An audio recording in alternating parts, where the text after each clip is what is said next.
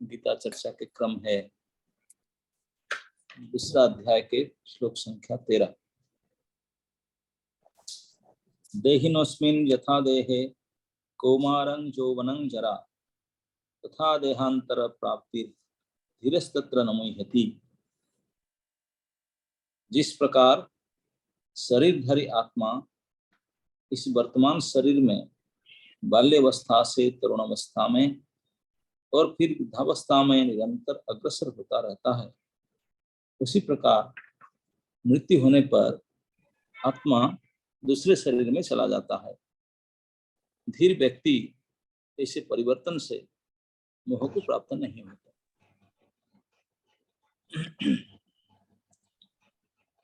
आज मैं हमारे गीता एकेडमी का वन ऑफ द हेडक्वार्टर में हूँ।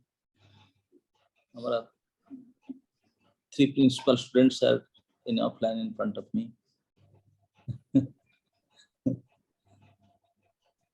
प्रभुपाद कहते हैं प्रत्येक जीव एक व्यष्टि आत्मा है।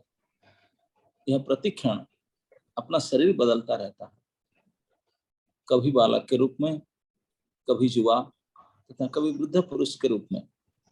तो भी व्यष्टि आत्मा वही रहता है, उसमें कोई परिवर्तन नहीं होता। यह व्यष्टि आत्मा मृत्यु होने पर अंततः एक शरीर बदलकर दूसरे शरीर में देहांतरण कर जाता है, क्योंकि अगले जन्म में इसको शरीर मिलना अवसंभावी है, चाहे वह शरीर आध्यात्मिक हो या भौतिक।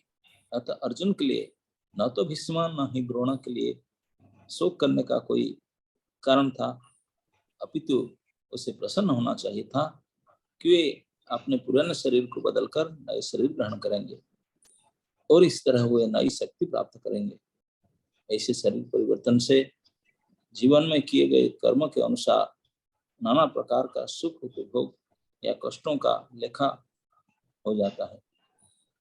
क्योंकि भीष्म द्रोण साधु पुरुष थे, इसलिए अगले जन्म में उन्हें आध्यात्मिक शरीर प्राप्त होगी,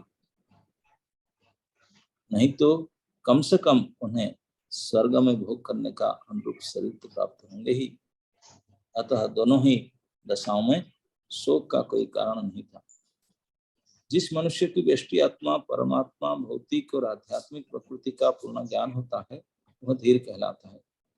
ऐसा मनुष्य कभी भी शरीर परिवर्तन द्वारा थका नहीं जाता। आत्मा के एकात्मवाद का मायावादी सिद्धांत मान्य नहीं हो सकता, क्योंकि आत्मा के इस प्रकार विखंडन से परमेश्वर विखंडनीय परिवर्तनशील हो जाएंगे, जो परमात्मा के अपरिवर्तनीय होने के सिद्धांत के विरुद्ध होगा। गीता में पुष्टि हुई है कि परमात्मा के 2 खंड का शाश्वत सनातन अस्तित्व है, जिन्हें क्षर कहा जाता है। परमात्मा के खंडों का शाश्वत अस्तित्व है, जिन्हें क्षर कहा जाता है, अर्थात उनमें भौतिक प्रकृति में गिरने की प्रवृत्ति होती है। यह भिन्न अंश या खंड नित्य भिन्न रहते हैं, यहाँ तक कि मुक्ति के बाद भी व्यष्टि आत्मा जैसे का तैसा भिन्न अंश बना रहता है, किंतु एक बार मुक्त होने पर वह भगवान के साथ सच्चिदानंद रूप में रहता है। परमात्मा पर प्रतिबिंबवाद का सिद्धांत व्यवहित किया जा सकता है, जो प्रत्येक शरीर में विद्यमान रहता है। वह व्यष्टि जीव से भिन्न होता है। जब आकाश का प्रतिबिंब जल में पड़ता है तो प्रतिबिंब में सूर्य, चंद्र तथा तारे सभी कुछ दिखते हैं। तारे की तुलना जीव से तथा सूर्य की या चंद्र की परमेश्वर से की जा सकती है। व्यष्टि अंश आत्मा को अर्जुन के रूप में और परमात्मा को श्री भगवान के रूप में प्रदर्शित किया जाता है, जैसा कि 4th अध्याय के आरंभ में स्पष्ट है। वे एक ही स्तर पर नहीं होते। यदि अर्जुन श्री कृष्ण के समान स्तर पर हो और श्री कृष्ण अर्जुन से श्रेष्ठतर न हो, तो उनमें उपदेशक तथा उपदिष्ट का संबंध अर्थहीन होगा। यदि ये दोनों माया द्वारा मोहित होते हैं, तो एक को उपदेशक तथा दूसरे को उपदिष्ट होने की कोई आवश्यकता नहीं है। जैसा उपदेश व्यर्थ होगा, ऐसा उपदेश व्यर्थ होगा, क्योंकि माया के चंद्र में रहकर कोई भी प्रामाणिक उपदेशक नहीं बन सकता। ऐसी परिस्थिति में यह मान लेना जाता है कि भगवान श्री कृष्ण परमेश्वर है जो पद्मय माया द्वारा विष्णु अर्जुन रूपी जीव से श्रेष्ठ है। हरे कृष्ण। इसमें इस श्लोक में चर्चा के लायक बहुत कुछ है जानने के, क्योंकि जैसे हम कहे थे कि कल भगवान ने जो श्लोक कहे थे नत्वेवाहं जतुनासम, भगवद गीता का one of the best text है। तो उस टेक्स्ट को समझाने के लिए आज भगवान ने एक वेरी नाइस एग्जाम्पल देते हैं, प्रैक्टिकल एग्जाम्पल, जिसको हम समझ पाए। अब मुझे लगता है कि हमारे कई ऐसे स्टूडेंट हैं जो हिंदी के साथ इतने उनका संबंध अच्छा नहीं है, तो इसमें जिस चीज तात्पर्य में पढ़ता था उसमें कई ऐसे शब्द है जो आप लोग को बहुत क्लिष्ट लगता होगा, समझ नहीं पता होगा। तो मुझे लगता है कि एक एक लाइन पढ़ करके आपको बताएं तो अच्छा रहे, लेकिन इतना समय आप देते नहीं है, तो सारांश में बताएं। तो कल भगवान ने बताए थे जो मुख्य सिद्धांत के रूप में कि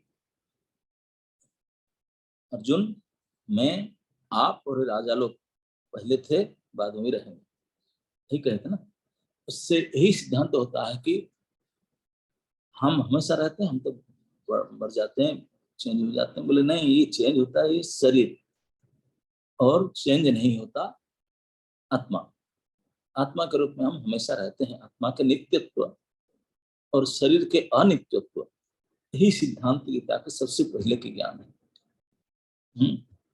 आत्मा हमेशा रहने वाले अविनाशी और शरीर है विनाशी परिवर्तनशील। आत्मा अपरिवर्तनीय और शरीर परिवर्तनशील। इस सिद्धांत को आज उन्होंने लैब में लेकर के प्रैक्टिकली समझा रहे भगवान।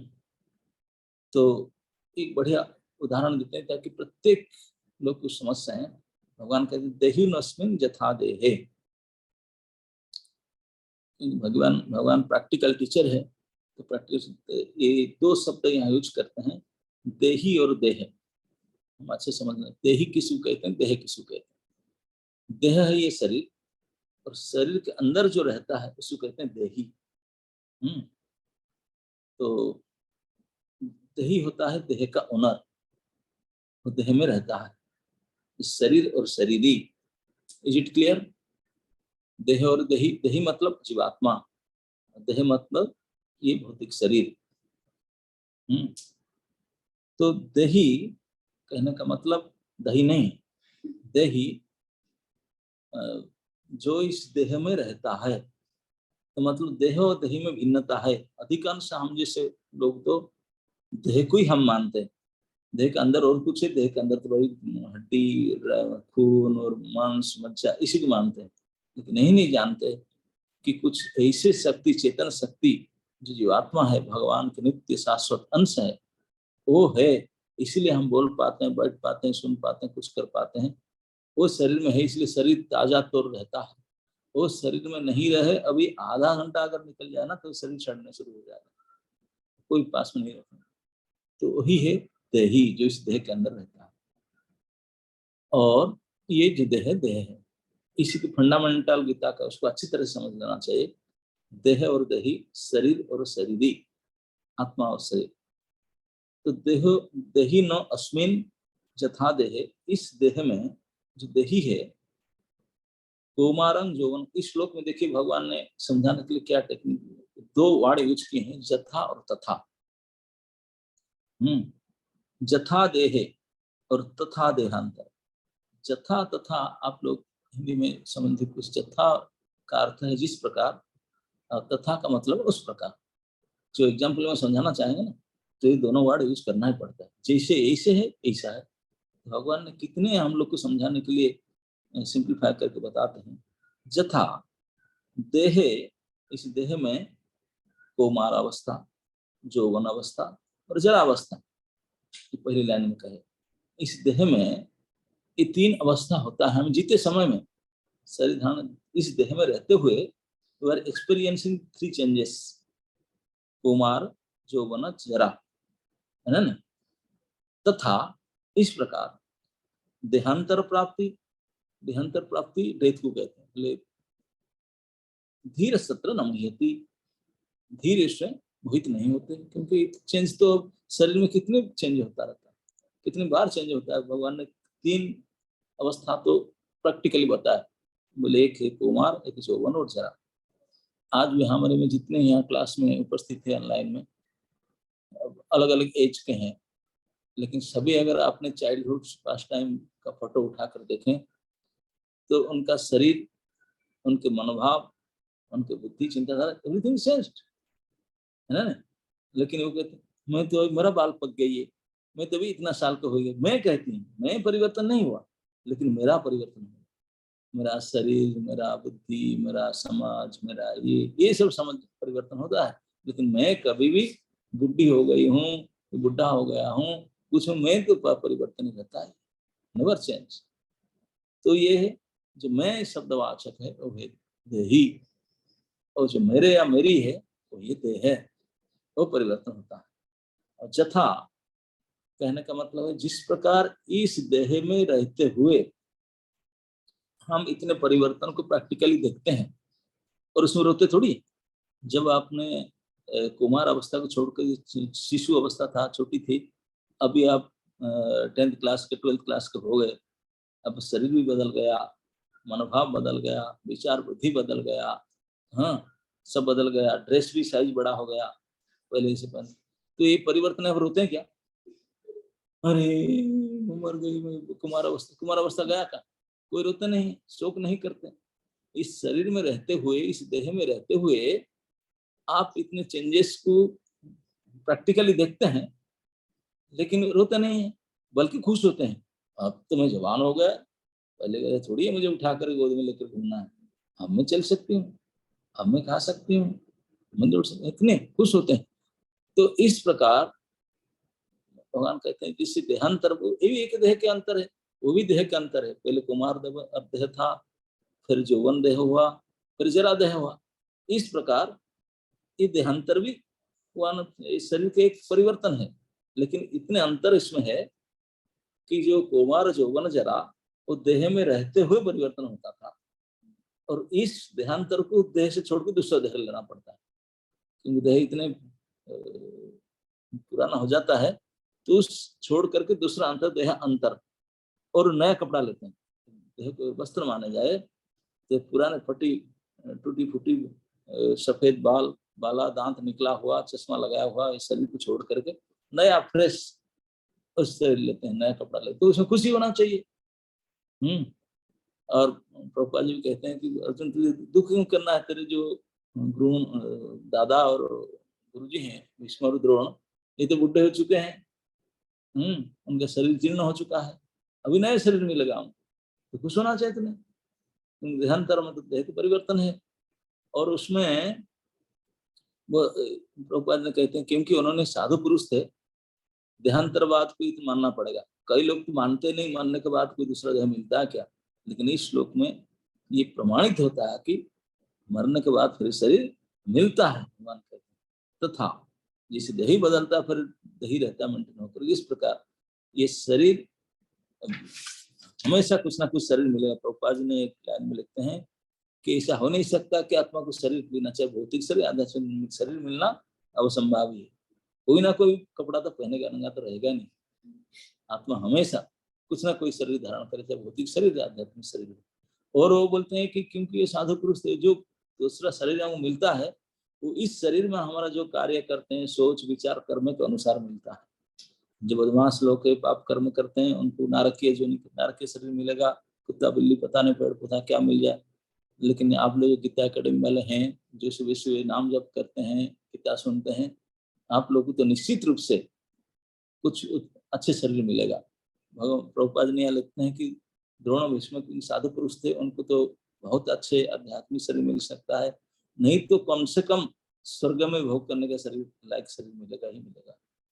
क्योंकि जो भगवान की भक्ति करते हैं, भगवान के उपदेश के अनुसार चलने का प्रयास करते हैं, गलत काम नहीं करते हैं, तो इट इज गारंटेड इस कर्म के लेखा जोखा विचार के अनुसार बहुत अच्छा स्थिति पद मिलेगा, शरीर मिलेगा, जिसमें अगर भोग की कामना हो भोग कर सकते हैं, योग की कामना हो योग कर सकते हैं, भक्ति की कामना हो भक्ति कर सकते हैं। इस हिसाब से जैसे उनके इच्छा होता है अंतिम समय में भगवान इस इच्छा के अनुरूप शरीर देते हैं। तो नया शरीर प्राप्त होगा तो इसमें दुख क्यों करते हैं?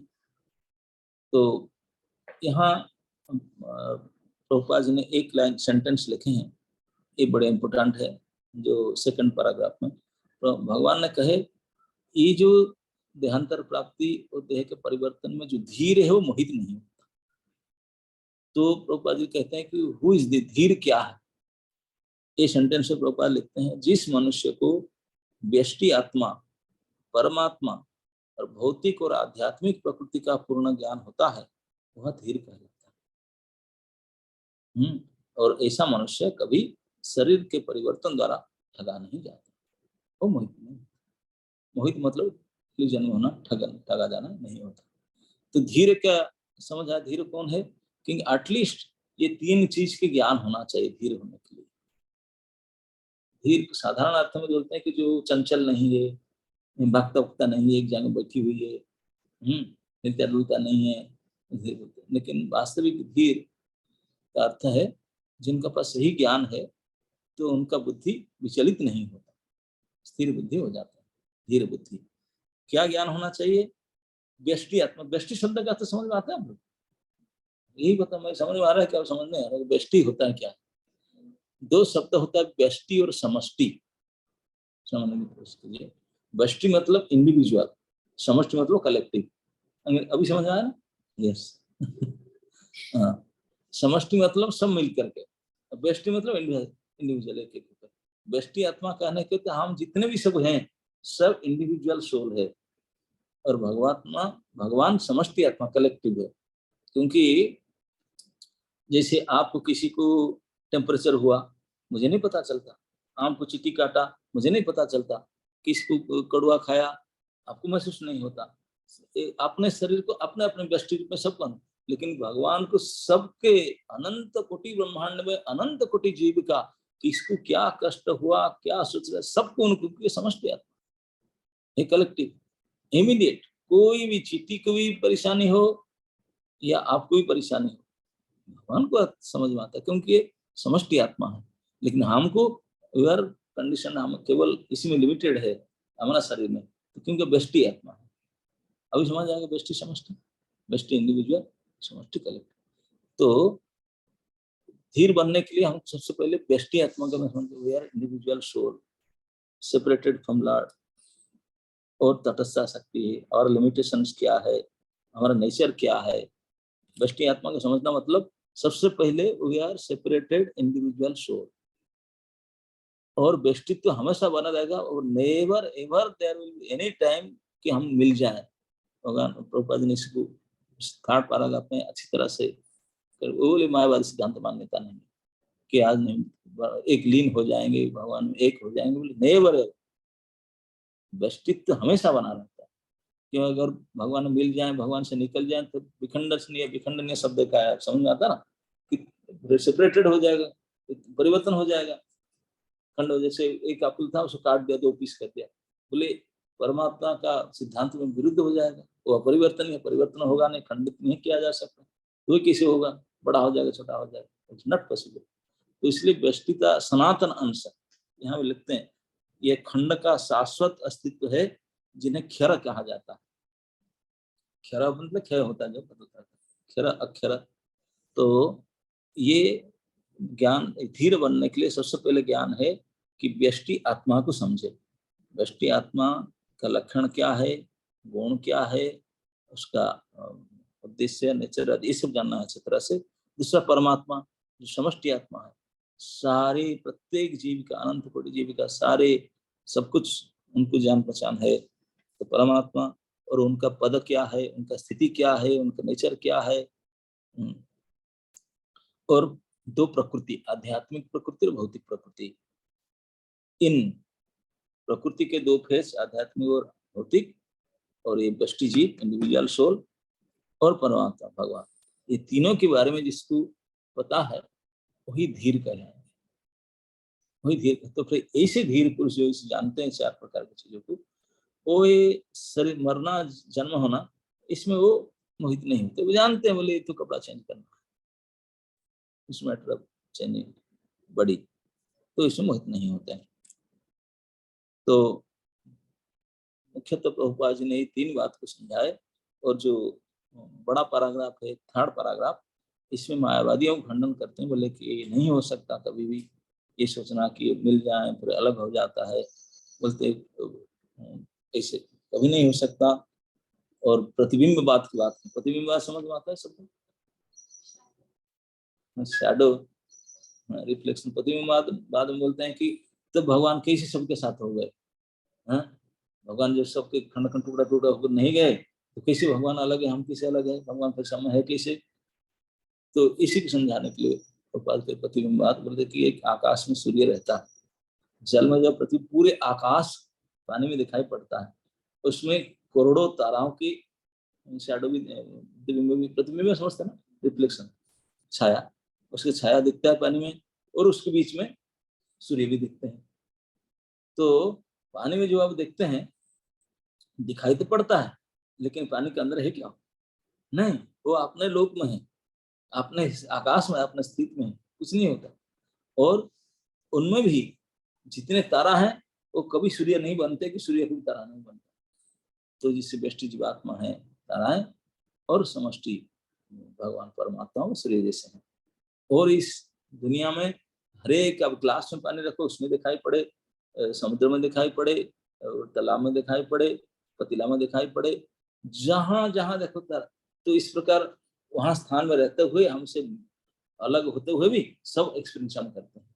ठीक इसी प्रकार भगवान परमात्मा रूप में प्रत्येक हृदय में है, लेकिन वहां रहते हुए भी वो अपना धाम रहते हैं, अपना पोजिशन को चेंज नहीं होता।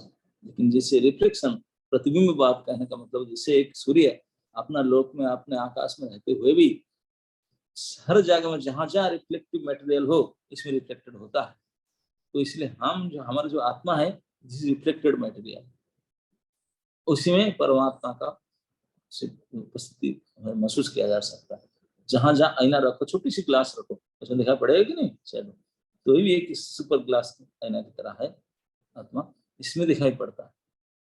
भगवान चैतन्य महाप्रभु श्री काष्टकम चित्त को दर्पण के रूप में कहें, ये कभी गंदा हो जाता है, साफ करते हैं। तो इस प्रकार इसमें क्लियर दिखाई पड़ता है, आत्मा परमात्मा ही रहते हैं, छवि दिखाई पड़ता है, क्योंकि दोनों आध्यात्म स्तरीय है। ये भगवान के नित्य भिन्नांश है। आत्मा जो है भिन्न अंश है भगवान के, हमेशा भिन्न रहता है। और एक शब्द प्रभुपाद जी ने लिखे कि जब भिन्न अवस्था में रहता है, जब बद्ध अवस्था में रहता है इस दुनिया में, तो हमेशा भूलने का उनका एक रहता है कि भूल भी जाए, क्योंकि लिमिटेशन रहता है। लेकिन जब साधन भजन करके एक बार मुक्त अवस्था को हो जाए, तो फिर भगवान के साथ रह करके भजन करेगा। लेकिन भगवान या इसे उनका वो नहीं बन जाएगा, लेकिन वहां पहुंचेगा जहाँ के फिर और उनका सिक्योर प्लेस होता है भगवान के पास, मुक्त अवस्था। और अभी बद्ध अवस्था है, बद्ध अवस्था में भूलकर रहते हैं, भूल जाते हैं, नाना प्रकार की लिमिटेशन रहता है, कंडीशन रहता है। लेकिन ये कंडीशन लिमिटेशन से फ्री हो जाओगे, लेकिन इसका मतलब नहीं कि परमात्मा बन जाओगे, नहीं नहीं नहीं नहीं, वहां भी वही रहोगे, लेकिन एटलीस्ट आप ग्रेजुएटेड हो जाओगे। ये सब स्थिति से, भौतिक स्थिति से ऊपर उठ जाएंगे, आध्यात्मिक स्थिति में हो जाएंगे। तो इसमें जैसे कोई आप कोई चीज को थ्योरी में पढ़ो, फिर आपको कोई प्रैक्टिकली समझाता है, तो भगवान ऐसे थ्योरी बताए कि आत्मा नित्य है, शरीर अनित्य है। तो अभी एक बढ़िया उदाहरण देकर जाए कि प्रत्येक प्राणी समझ सके, ये प्रैक्टिकल एग्जांपल देते हैं। ये शरीर परिवर्तन का, शरीर में एवरीबॉडी एक्सपीरियंसिंग दिस चेंज। कोई ऐसा नहीं है मनुष्य की, कोई प्राणी नहीं है जिनका शरीर के परिवर्तन नहीं दिखता। लेकिन शरीर के परिवर्तन होते हुए भी हमको रोते धोते हुए नहीं, हम क्योंकि हम इस देह में ही है, देह परिवर्तन होता रहता है।